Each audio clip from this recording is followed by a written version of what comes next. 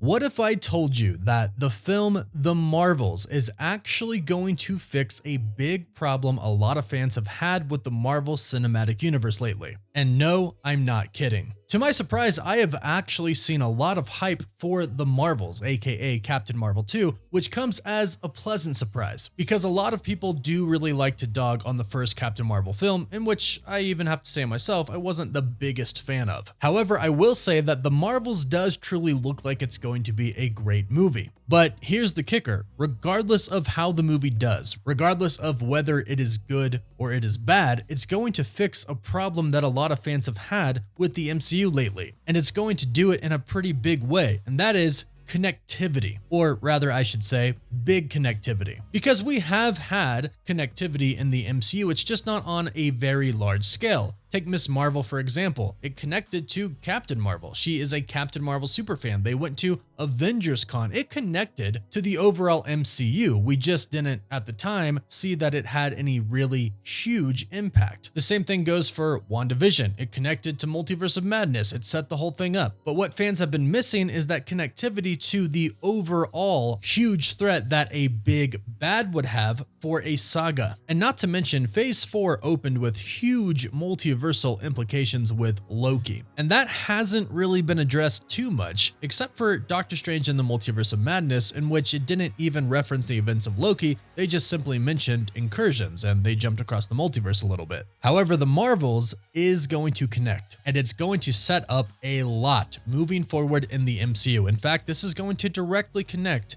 to Avengers KAng Dynasty. So let's talk about how this could fix that big connectivity problem that Marvel Studios seems to be having right now. But first, if you're new, be sure to subscribe so you don't miss out on any of the latest videos. Also, if you subscribe and leave a comment, you're automatically entered in our giveaway for a chance to win an Xbox Series X, a PS5, some Marvel Legends items, or some DC items. The winner gets to pick one item, and we pick a winner at the end of each month. What's actually kind of crazy is that if you think about it, Marvel right now with Phase 4, 5, and 6 are kind of doing what they did with Phase 1, 2, and 3. In the Infinity Saga, we weren't introduced to Thanos until the post-credit scene for the first Avengers film. From there, it was another 2 years until we saw Thanos again in the first Guardians of the Galaxy movie, and then we didn't see him again until the next Avengers film, Age of Ultron. And this is kind of where everything started to come together for the Infinity Stone concept and the reveal that Thanos had the Infinity Gauntlet and was actively searching for them now. Marvel Studios right now isn't that far off. They introduced He Who Remains in Loki in Phase 4, the first phase of this new saga. But he wasn't teased as such a big bad yet. He was teased that he could potentially be a huge threat, but since he let Loki and Sylvie kill him and talked about how dangerous his variants were, more dangerous than him, more evil than him,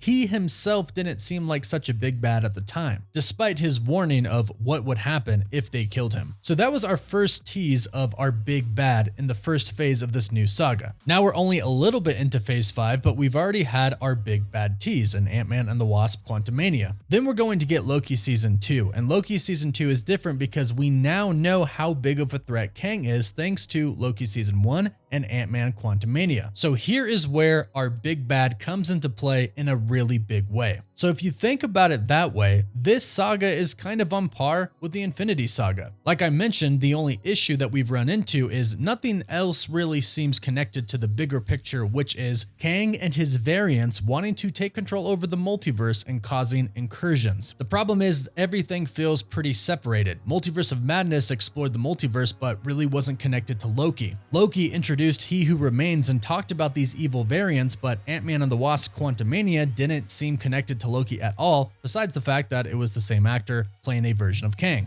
In theory, this should change with the Marvels based on new information that we have learned about the movie. The first thing that we've learned that is actually quite huge is that there's going to be an incursion in the Marvels, or at least the start of one, with our main universe at that. If what we have recently heard from some insiders is true, Monica Rambeau in the trailer for the Marvels will be investigating an incursion. So at the beginning of the teaser trailer where Monica Rambeau goes up to some type of a wall that is in space, it looks to be some type of energy wall or a hex gate. Well, this is actually an incursion wall. According to the insider Cryptic HD Quality, this is what we will see happen in the Marvels. A hole is ripped in space and time, and a different reality starts seeping into the world. This is an incursion, and apparently this is when we are first going to see two realities start to fuse together. And this is huge. This is going to be one of the things that makes the MCU finally feel like everything is coming together. Since Loki, the multiverse has been teased, and Doctor Strange in the Multiverse of Madness showed us that incursions can happen, but we have yet to experience any of that in our personal universe, speaking of the 616 universe. But that is all apparently about to change if what we are hearing is true. And we have good reason to believe it's true because producers for the Marvels have even come out and teased us a little bit on what exactly is going to happen in the Marvels and how it sets up KAng Dynasty and Secret Wars. Well, first and foremost, the director Nia DaCosta said, "You'll get enough of the story of how and why Dar-Benn has acquired the bangle."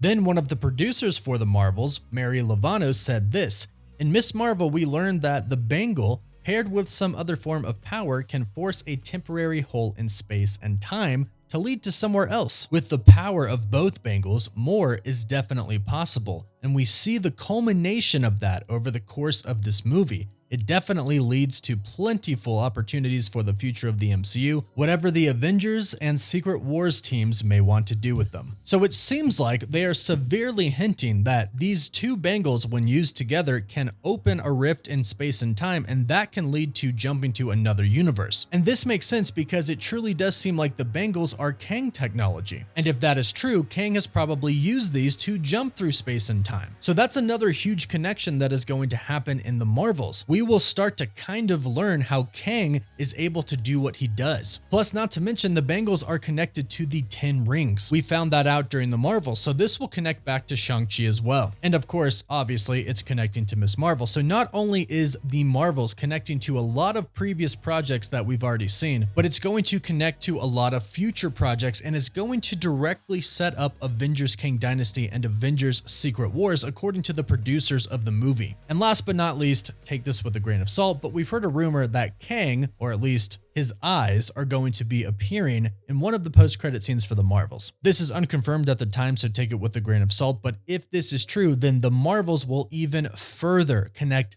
everything, past, present, and future of the MCU together. So I know a lot of people weren't really expecting the Marvels to be that huge of a movie, but based off of everything that we've heard so far, it is indeed going to be huge and have serious implications for the future of the MCU. And I, for one, am personally really excited to start to see all of the Kang connections finally come together and to finally see an incursion start to happen in our universe. That's one of the biggest things that makes this movie so important, the arrival of an actual incursion, because that sets up Secret Wars. So this is where it's about to feel super real, where we'll start to feel the presence of KAng the Conqueror being the big bad and the presence of the KAng Dynasty and Secret Wars coming right around the corner. So hopefully this takes Marvel fans' excitement to a completely new level after this movie comes out, and hopefully it's going to be a really great movie. But if what we're hearing is true, this should fix that Marvel connectivity problem that people have been complaining about. We shouldn't feel like things aren't connecting after this film. This should bring it all together. And Marvel has a lot of really awesome projects planned for after the Marvels. So perhaps this truly will be the film that makes the MCU kind of turn around in its current point. That combined with Marvel Studios' new plan to make Disney Plus shows kind of feel like these big events, it seems like the MCU really is about to take a big turn for the better. And moving forward, since there is an incursion happening in the MCU, we can expect other projects to possibly address this and connect to KAng Dynasty and Secret Wars as well. So hold on to your hope and get excited for the future of the Marvel Cinematic Universe. KAng Dynasty and Secret Wars should be absolutely insane, and everything that is going to happen in between and even before. But go ahead and let us know your thoughts about this in the comments down below. If this all happens, if it's all starting to get connected, do you think this will fix that kind of empty hole in people's stomachs that people have been feeling due to the lack of connectivity in the MCU? Will it be resolved if everything that has been rumored to happen actually happens in this movie? Go ahead and let us know all of your thoughts about this in the comments down below. And of course, don't forget to like the video and subscribe so you can stay up to date on all the latest MCU news. Don't forget to follow us on Instagram and Twitter as well. And as always, thank you all so much for watching. Woof woof.